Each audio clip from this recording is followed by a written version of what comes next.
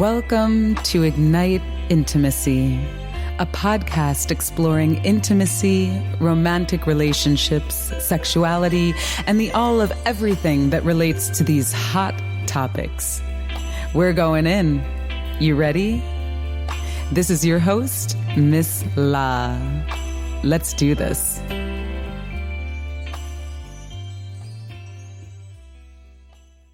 What's good, Ignite Intimacy community? I am sitting here in my little home office studio, and it is a gorgeous, picture-perfect autumn day here in New York City. It is like wowzers out there. I need to make sure I get out and enjoy the day, and super excited to have another queen of cannabis on the line with us today. I met this woman at the New West Summit, and she was speaking on a panel about sex and cannabis. And so I was really intrigued by her company.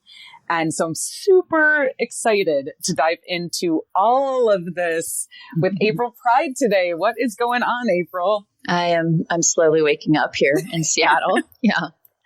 I always like to wake up and talk about sex and weed. It's perfect. Yeah, I know it is perfect. And I mean, you know, for me, like, morning sex is, I think it's the bomb. But so cool. So yeah, I just really I was super inspired by your story. We actually just recorded an episode with Alicia Rose from Herba Buena, and you ladies were on that panel together at the New West Summit, and just talking about sex and intimacy and the way that some of these products are really supporting not only like an enhanced intimacy and sexual experience with yourself or your partners, you know, however many you got, and, you know, if it's one or more. And so, but also just, you know, the health and wellness of your body. And so I love the fact that like we're all moms, right? And I don't know how many kids Alicia has or how old they are, but you and I both have, well, my daughter's 20 now, and you have a couple of teenagers, right? Oh God, they think they are. No, okay. I just turned 2 boys, and my oldest just turned 11 last week, and Sid is 7.5. So, nice. Yeah. Okay. So you've got still have a little one at home. Yeah. I mean, I think because he is the youngest, he's beyond his years, but yeah, he's still in that emotionally vulnerable stage where there's lots of snuggles. Yeah. So it's nice. Oh, I miss that. It was like going from the phase of like where they just like, love to like be on the couch with you, and, you know, they would snuggle and all of that. And then it just like, I mean, you have boys, I had a girl. So I have a daughter. So it's like, then you go through that like it felt like just like this huge gap of years where she was just like totally not into snuggling anymore, totally embarrassed when I'd hug her in public, like, and it's like, you know, as a mom, it's like, what happened?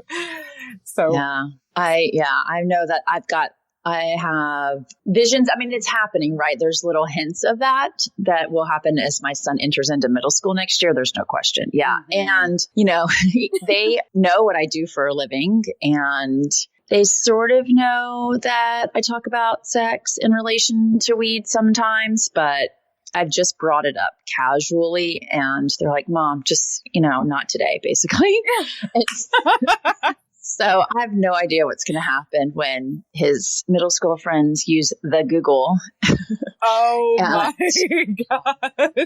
See some of the interviews. And yeah, so I feel like the only reason I bring it up is because I feel like he needs to be warned that this is probably going to be, but he's, you know, he's an enormous kid, and he's a nice boy.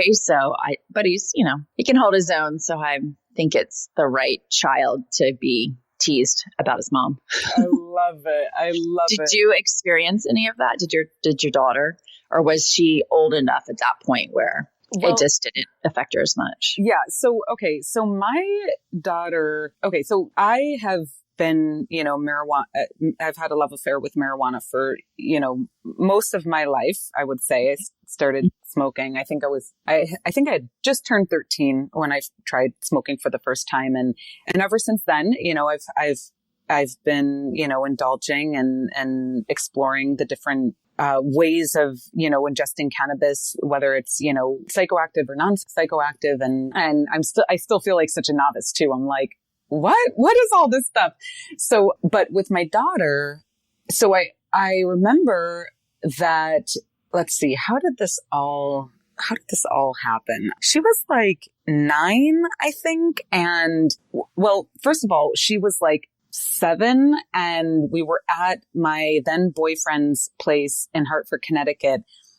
And she had went to go to the bathroom and he was in there rolling a joint. And she came out of the bathroom and she was like, Mommy, he's playing with that green stuff you used to eat in your bedroom. And I was like, okay, what? Like, are you kidding me? That's hilarious. And, like, wow, okay. Like she was really privy to something that I kept under the radar, as much as I could, but somehow she peeped the green stuff in the bedroom and, she did. Yeah. Cause she's not only is she like, wise and curious and smart and all of that, but she's also like super intuitive and, so.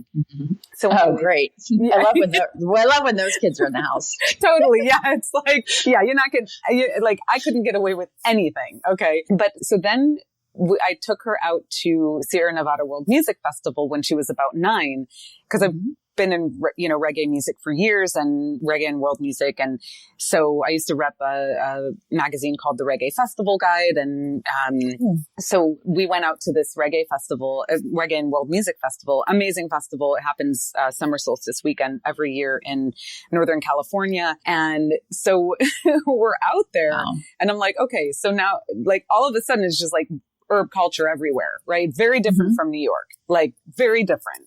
So we go out there, it's like herb culture everywhere, spliffs, this, that, people are like passing stuff around and, so my daughter was like, I remember on the Friday night we'd gotten there and we were going back to the tent to put some warmer clothes on. And she's like, is that weed everyone's smoking around here? And I was like shocked. I'm like, say what? I was like, and I was high and I just started laughing. Like, I was like, oh my gosh, Kaya, you're hilarious right now.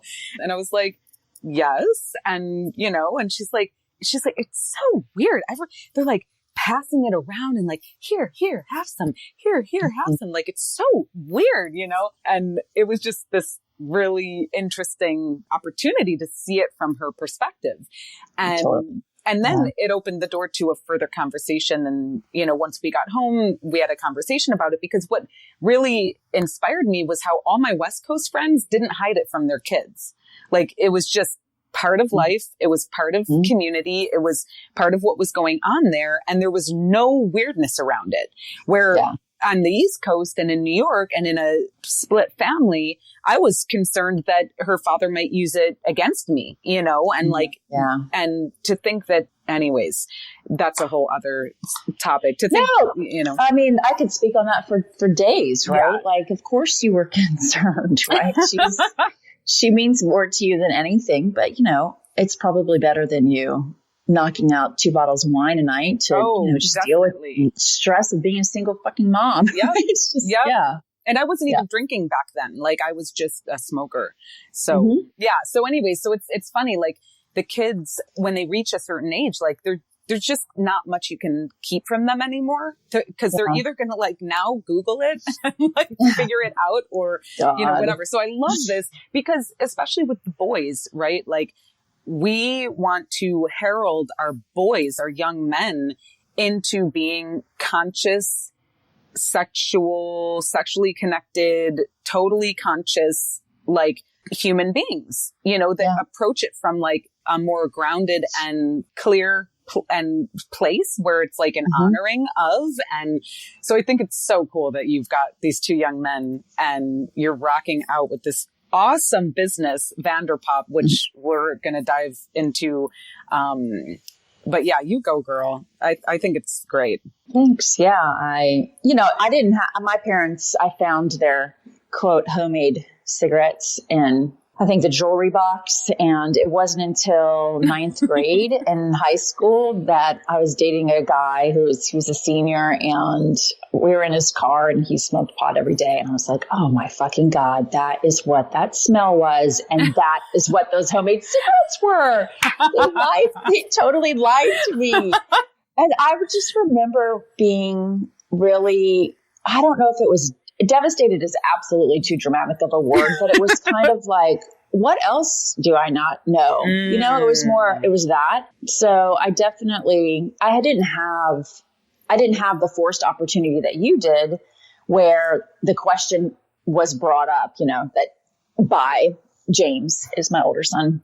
So I actually watched the Bob Marley documentary. Nice. And I watched it with the boys, knowing that, you know, he lights up enormous blunt or I guess it was spliff, but I would guess, right? I don't know. Maybe he was just all cannabis, but it was enormous, right? And of course, smoking anything is worse than I don't know what can one worse than any other type of drug, basically, because that is so ephemeral to them. They have no idea what that really means. So they both look at me like, Mom, what is he smoking? No, he's smoking.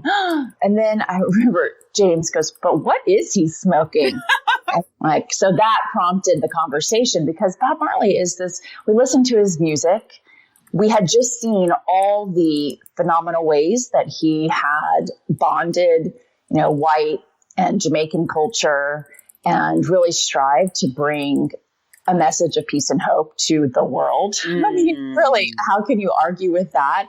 And so he likes to consume cannabis. Are we really going to hold that against him? And it's part of his religion. I mean, it just touched on so many things that I felt like, if Bob just says it's okay, you know, like, are we going to argue with it?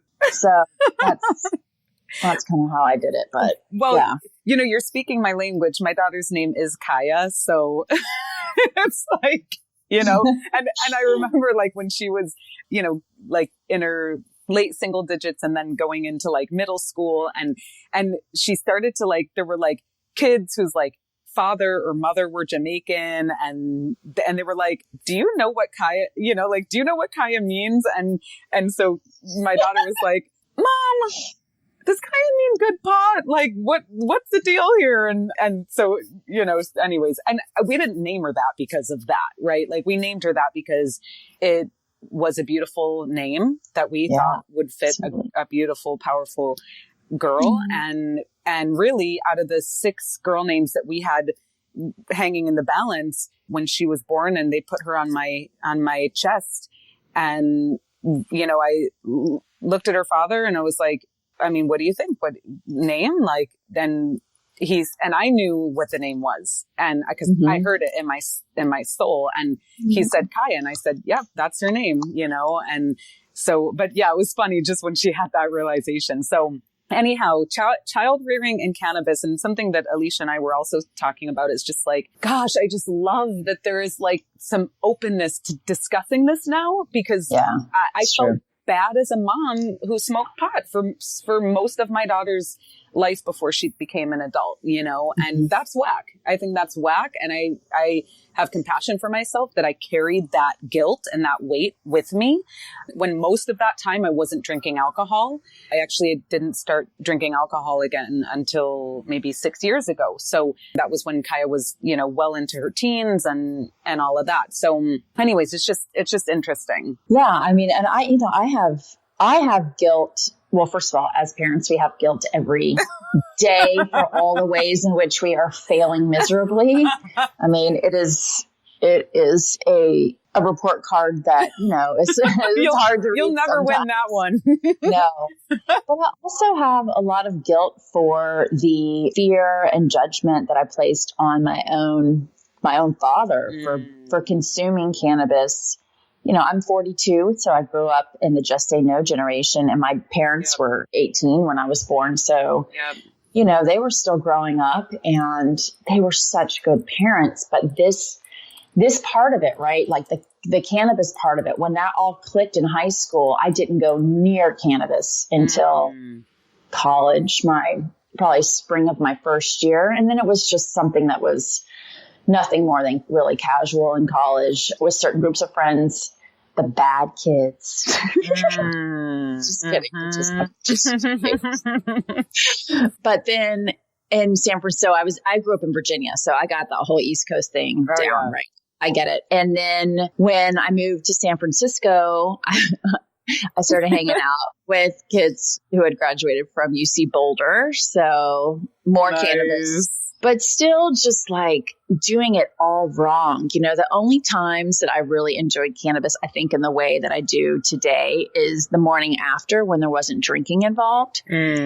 So that, you know, that was a lesson that, God, took me way longer than it should have. That, you know, this is to be enjoyed on its own. You know, it's not, you can...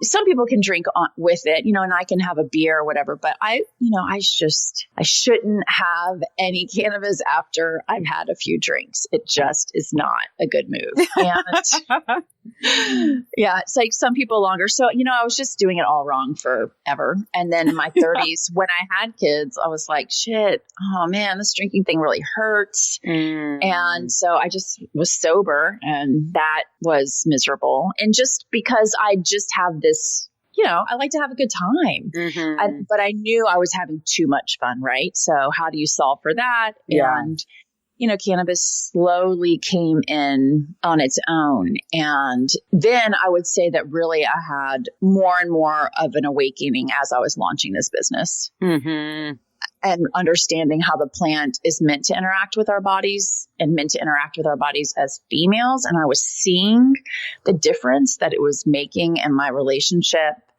and with my kids too, right? And my partner, my husband. And so that is really why I've taken the sexual component of this whole topic to heart, because I'm watching my friends in relationships where they're just unable to connect with their partners after having been with them for a really long time. And, you know, some make decisions that I don't think that they're proud of, or they're confusing to them, the decisions, and not really what they want to do, but you just get into these habits, right? And they're really hard to break. And I don't know how to say it more simply or directly, but just get stoned with your partner. And you don't even have to crawl into bed with them. Just like laugh with them on the sofa for a little bit. Totally. And you don't even need to smoke. You could, like, you know, eat. You could rub some oil on your body. You could, like, there's so many different... True. You know? Yeah, I just say smoke just because that's, it's shorthand for consuming. Yeah, exactly. But in whatever way suits you. Yeah, but I think that you're right. That's an important point, because I think that the smoking element is what turns off people who could really benefit. And you know, and I get that, right? I mean, smoking is not it's not a wise choice at this point because we know so much. But I do actually think that smoking cannabis is different than smoking, you know, a Marlboro or cigarette. So yeah, I mean, I enjoy the act of smoking, and I also, it's interesting because now that I'm being like vocal about, you know, my love affair with cannabis, I'm actually smoking less than I ever have, and really enjoying ingesting more. So like eating and even like oils. Like I love the fact that I could just like take one hit off of an oil pen and be like, good, you know, like I'm good, you know? So what kind of oil pen do you use?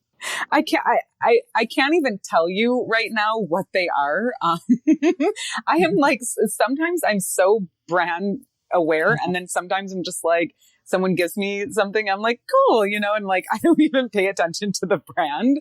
So I'm just asking because what are you using that's lasting for a long time? Because I feel like I need to get my hands on that. That's what I'm asking. I will find out and I'll let you know. So there is a product that's here in Washington that I think is making I think it might be in Oregon now, but it's called Indigo Pro. And that's like the pen that I think has a bright future. Yeah. What about it? What's kind of the... So the guy that created the IP, he partners with, farms in legal states, right? And uses their extraction, their oil to fill the cartridge. And I don't know what it is. It's shaped differently than other pens. It's more like squat and round, and it just lasts for a long time. I don't know. It's really smooth. He chooses great farms to partner with so that, you can tell if there's the extraction method, there's been solvents either used to produce the flower, to cultivate the flower, or they just haven't extracted it in a way that we would want to, that we would want to consume. So it burns the back of your throat, and his pens are just really smooth. So it's a good product. Cool. Yeah. Okay. I have to check it. And so you are like a brilliant entrepreneur. What you've done is some stuff I aspire to do. So it's super exciting and inspiring for me to have an opportunity to just powwow with you about this stuff, because you created your latest venture, Vanderpop, has been like super successful in a fairly short amount of time. So I'd love for you to talk a little bit about your just journey as it led up to the launch of Vanderpop, and then kind of where things are at now. Sure. Well, thank you for your very, very kind introduction. I would say that, some days it does feel like things are quite brilliant. Some days it feels like it's all because of me. And other days I wonder how the hell anything has survived that I've touched, right? So, but the good stuff I think is really coming through with Vanderpop. And that's simply because, this is the life either that I've lived at some point or that I want to live moving forward, right? I want to live a very honest life, and I want to work with people who have, similar attitude about how they move through their day and what they count as work and what they count as play. And hopefully those things can, align. To me, I just can't separate work and outside of work. I really feel passionately about whatever project I take on. And to the point where, leading up to this, to answer your question, I had a dress called, it was called The Dress, and it's one size fits most. It was based on a dress from the 70s that my mother-in-law had given me. And I had sold a company and had this dress and was really looking for my next venture. And so I launched April Pride, which is, I guess you could say, my eponymous fashion label, but that just always sounded so not right.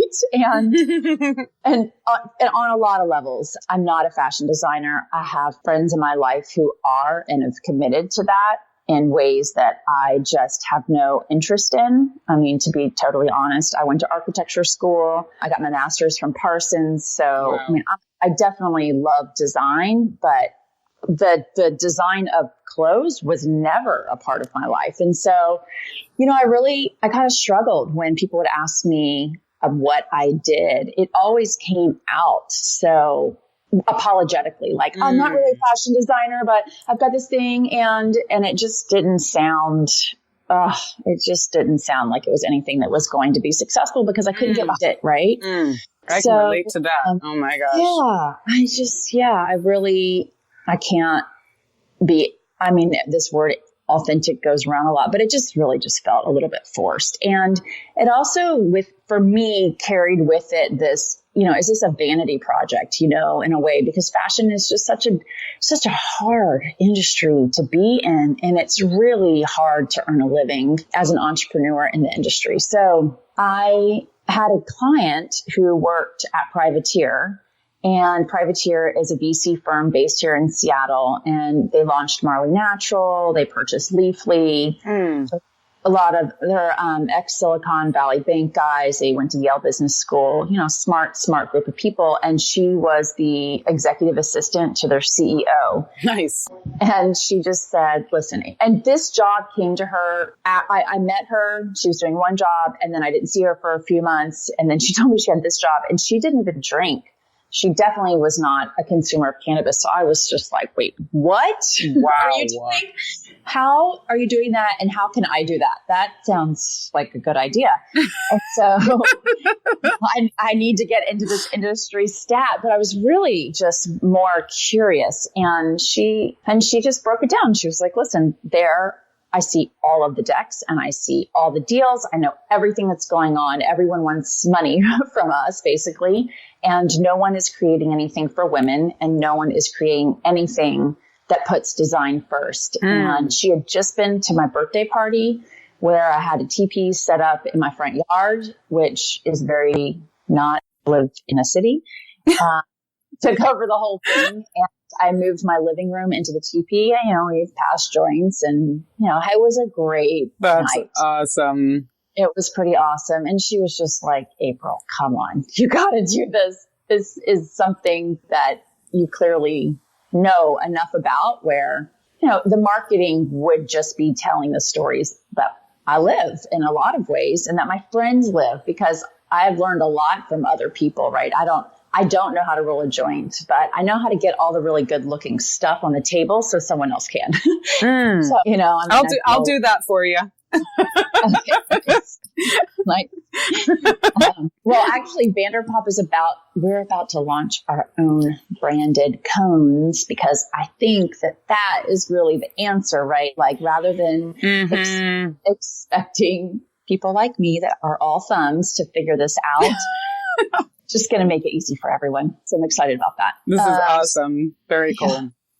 So I thought about it, and that was during that period. I'd say it's about a month. I watched the documentary with the boys and got buy-in immediately from my husband. I mean, he was like, April, social justice issues alone, it is an extremely important, you know, topic that I feel that he felt like, you know, white upper middle class people, you know, could be a part of and make a difference, you know, by raising our hand. So, and I think that there's a ton of truth in that. And I've learned more about that, you know, in the last 2 years, right? I mean, I'm not a political person.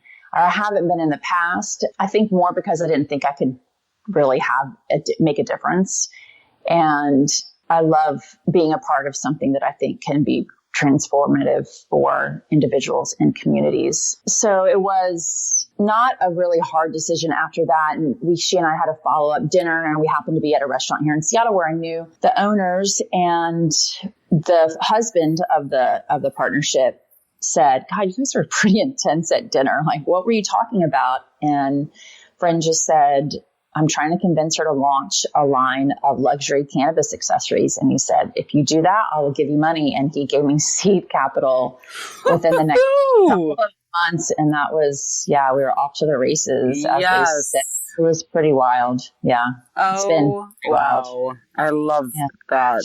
That's amazing. I mean, that's just like divine intervention, like divine flow of energy, just guiding you to the place and then saying yes, and voila, you know?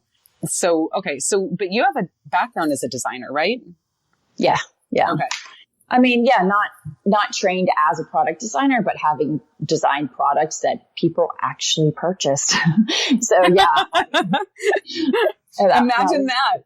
I know. God, it's always a miracle, you know? Yeah. So it wasn't, and I knew what we needed, right?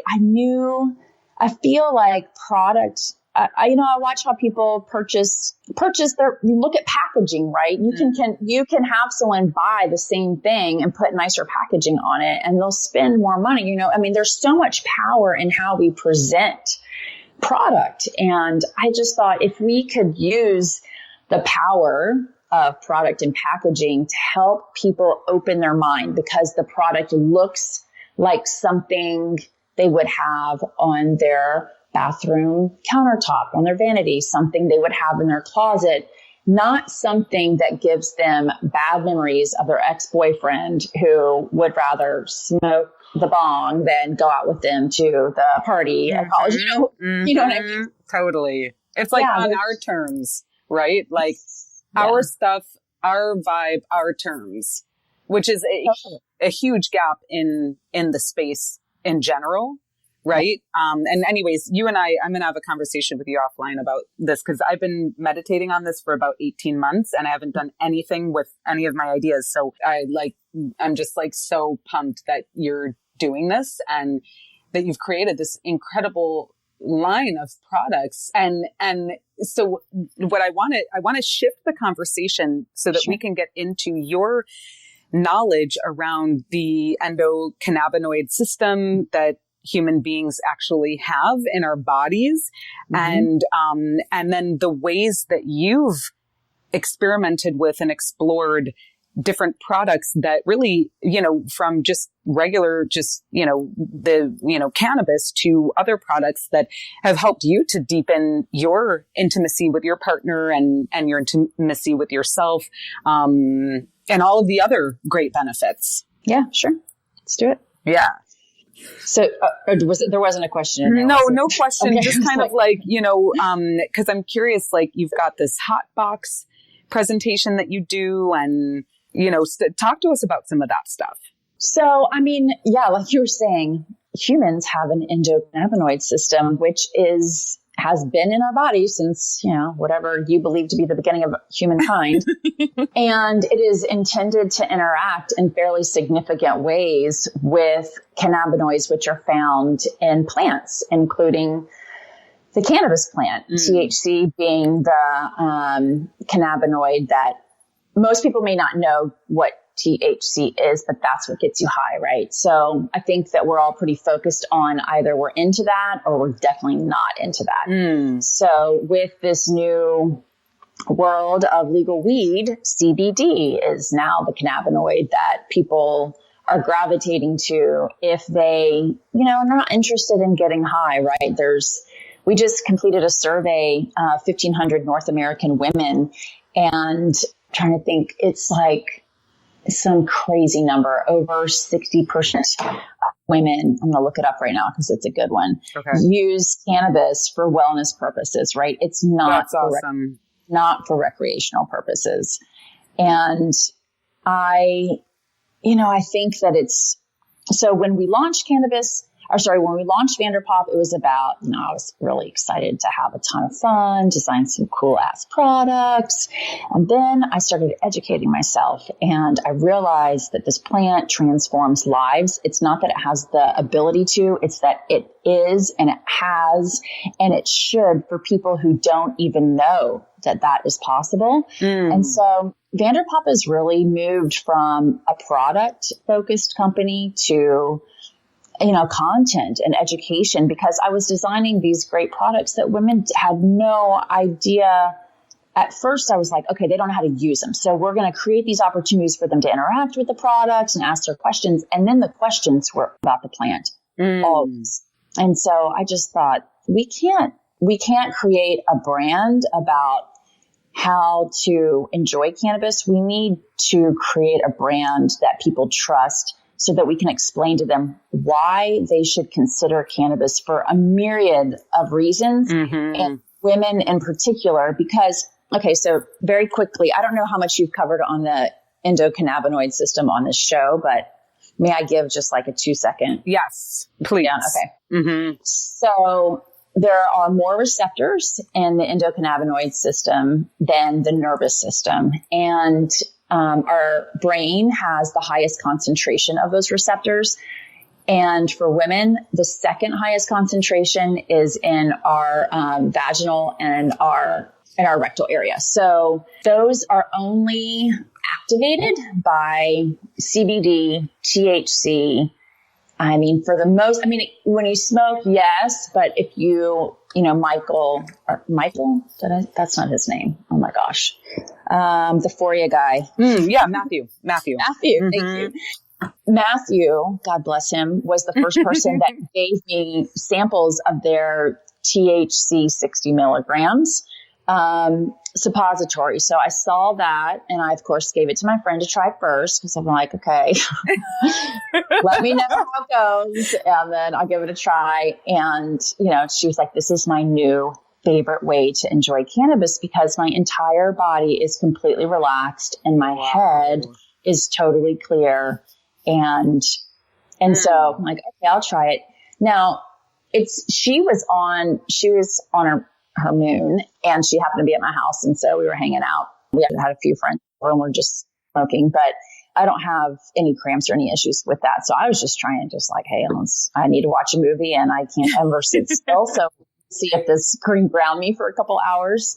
And it was incredible. And then I tried the infused oil for sex. And then I was just like, Michael, let's keep calling that Michael, because I'm staring at the guy. I'm like, what's Michael?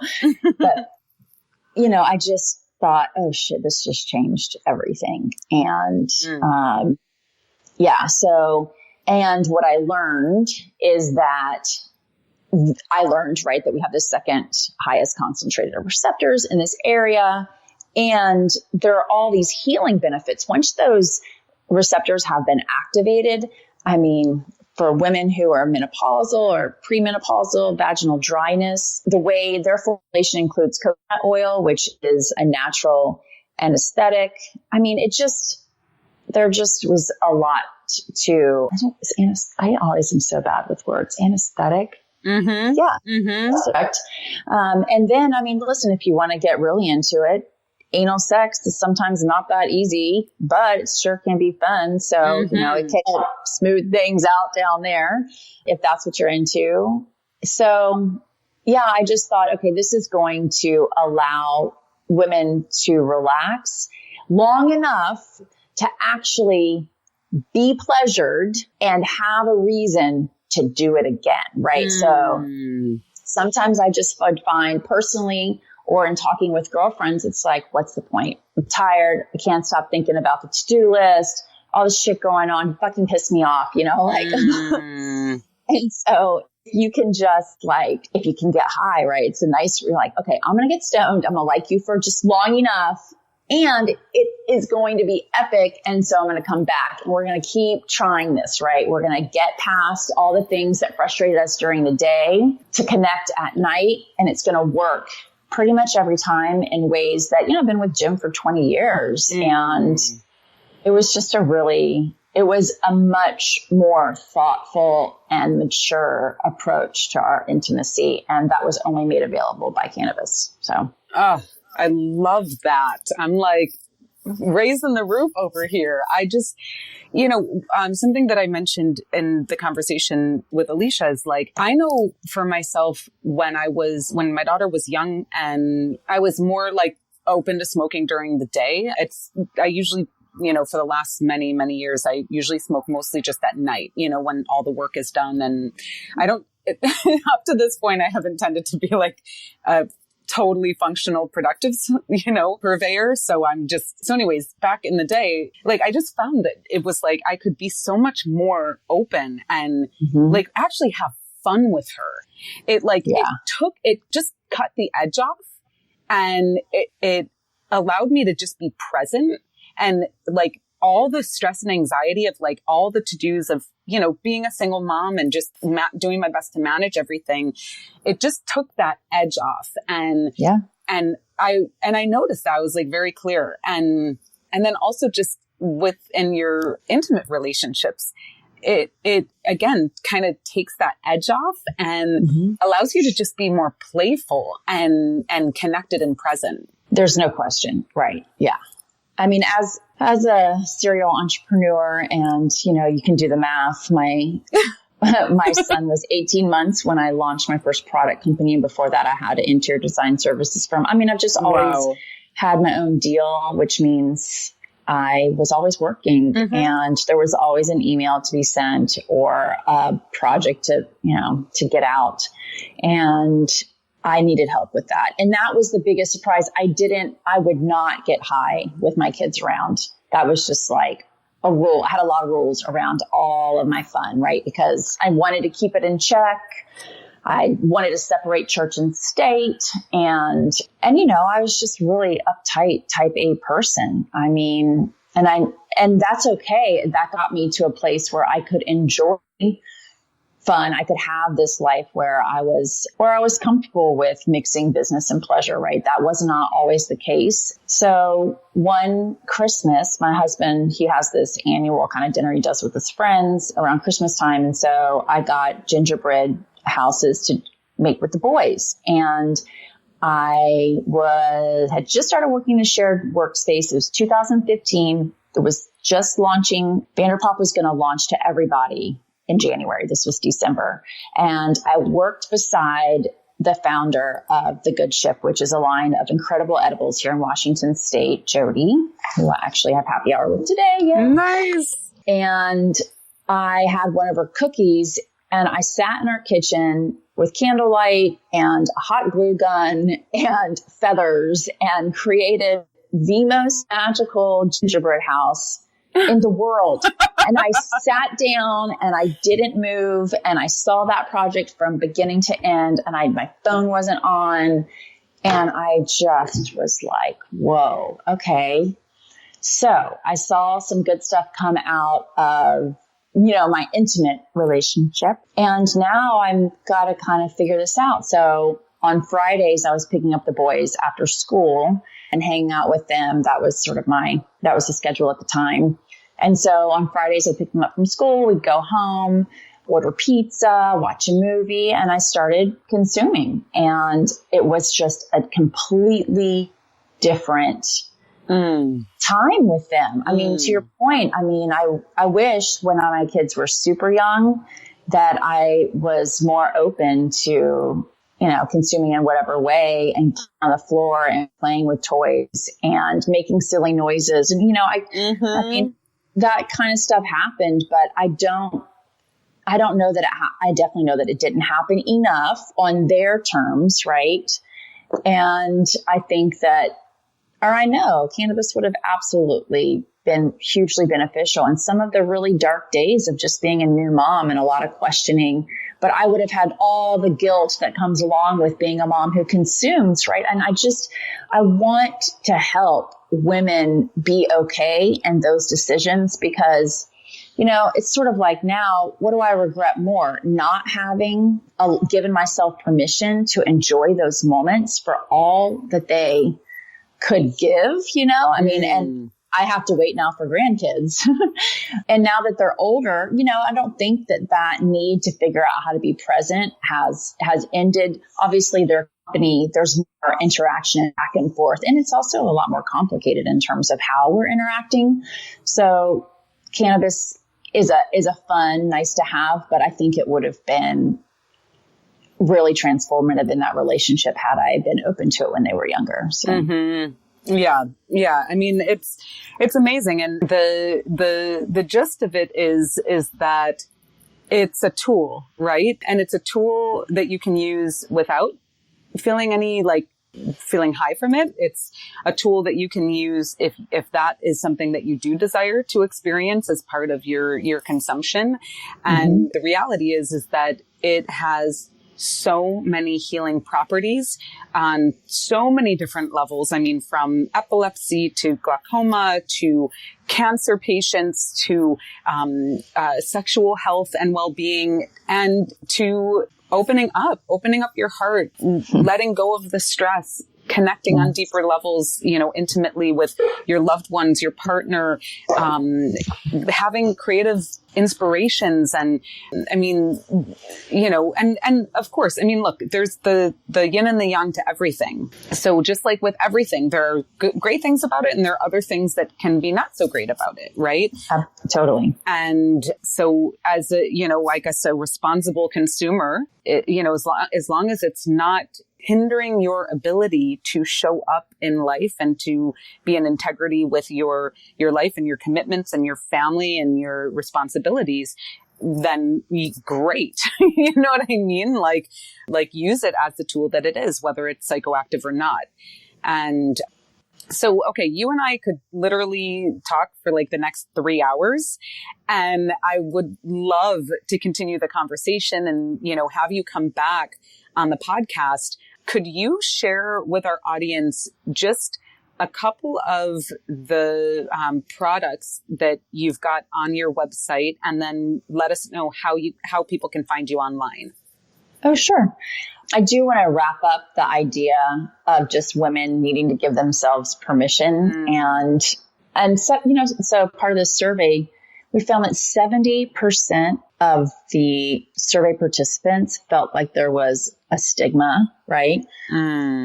For them as women using cannabis, and 66% of those women hid their cannabis use, not because they were afraid. I have met women who have lost custody of their children, right? So that fear was more real at a time when it wasn't something that could affect me.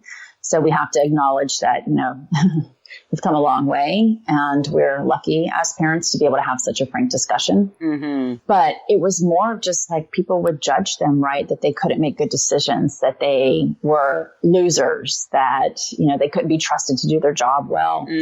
That's how women feel today. And so I think, there's just still a lot of reprogramming that's necessary. Absolutely. Absolutely. One, it's like reprogramming within ourselves and within the society. Yeah, right. Exactly. And I think, so the first thing I always tell women, this is not a fraternity. We are not hazing people about their cannabis use. Everyone uses medicine differently. Everyone requires different dosage, and nobody should be questioning what someone is doing when it involves this plant, period. Right? Like, don't make someone do more. Don't give someone a hard time for doing less or doing more. I mean, the whole thing is very, very individual. Yes. And it needs to be, kept that way. Yeah. In my opinion. Yeah, I agree. I mean, just respect it as such. And it's like with any other plant medicine, it affects you. It affects me differently than it affects you. And so, I mean, I always err on the side of less is more, and just like starting slowly and just, like seeing like, okay, all right, that was cool, and then like, ooh, okay, that was a little too much, or, just, doing that dance in a way that feels safe and, something that you can manage. Totally. Yeah, Vanderpop. So Mies van der Rohe is an architect, and his mantra was less is more. And I just like, it's just perfect, right? Because cannabis, that's totally true. And then to be popped is, to be fucked up. So, balance, we're all looking for that. And on our website, so it's Vanderpop, V as in Victor, like Scooby-Doo Van, DER, pop, POP.com. And we have not only our own accessories, so we've got a killer leather, Italian leather, made in Italy stash bag with a 3-digit code and a keyed lock. It's a bank lock, and you can use this as a stash bag and keep it hidden and pull it out and enjoy how nice it is to touch and how effective it is in keeping small hands or, others out of your things, nosy roommates maybe. Or I like to take mine out at night, and I certainly travel with it because I can lock things up. But that's, by far, it's called Poppins, as in Mary Poppins, because she always had something good in her bag, some kind of medicine. Yeah. And we launched our hemp seed oil based self-care line. So we've got pain balm and face serums, clear cream, which is for acneic prone skin and also rosacea skin. So hemp seed oil is, there's CBD in our product too, but we don't advertise that. So because we can't ship it everywhere, but it's non-psychoactive, and CBD is just incredible for inflammation and for long lasting moisture. Hemp seed oil is incredible. I've learned so much about this particular ingredient, right, is part of a formulation. And now I won't use anything that doesn't include it because it just mimics our skin's lipids so beautifully. So yeah, I can't recommend our self-care line enough, especially this time of year as we're all a little bit dry. So those are the products that I would point people to. And, those range, I say the self-care line is like $35 to $60. And the stash bag is our most expensive product at $275, but we have so much that's under $100, under $50, and great gifts for the holidays. So, and it's just fun to see what people are designing, because we do carry others' products, and it is really a new world when it comes to how you can, create your own ritual and have a killer session with cannabis. Yeah. I love that. Yes, I know. I'm like, I can't wait to get my hands on some of this stuff. Well, April, thank you so much for joining us today. This was an amazing conversation. And Ignite Intimacy community, check out April's company online, vanderpop.com. We'll have a link in the show notes. We may also include some other links in there. There's definitely a way to stay on the up and up with what Vanderpop is doing by signing up for their mailing list. And there will be more goodness to come from April and her company and other things I'm sure as well that April's getting into. So thank you so much for joining us, April. Thank you, Laura. I really appreciate the opportunity, and I look forward to sharing this with our audience. Maybe a select people I won't be sharing it with, but I always say that, and then it's always received really well with lots and lots of questions. So thank you for inspiring this conversation, this dialogue. It's so important. I think you have an idea, but the more people I talk to, the more I realize this is just so important, the work you're doing. So thank you. Well, give thanks. And, we're here, we're in it together, right? And definitely, in it to win it. So just doing what I can to follow the inspiration that's calling me forward as you're following the inspiration that's calling you forward. And the more of us that really listen to that inspiration and follow the energy, it's like, it just leads you to the most magical, amazing, synchronistic places. So Ignite Intimacy community, if you have any questions or you want to get in touch with April through us, just email us at hello@igniteintimacy.com. Otherwise, check out vanderpop.com and we will see you on the next one. So stay blessed and ciao for now. Give thanks for tuning in to another conversation on the Ignite Intimacy podcast hotline. We love that you choose to spend your time with us. Check us out online at igniteintimacy.com and subscribe to us on iTunes. Also, tell your friends all about it. This beautiful music was arranged by Jason Pfaff and Mike Corey, and this podcast is produced by yours truly, Miss La. Give thanks again, and we'll see you on the next one. In the meantime, let your light shine bright and ignite your intimacy.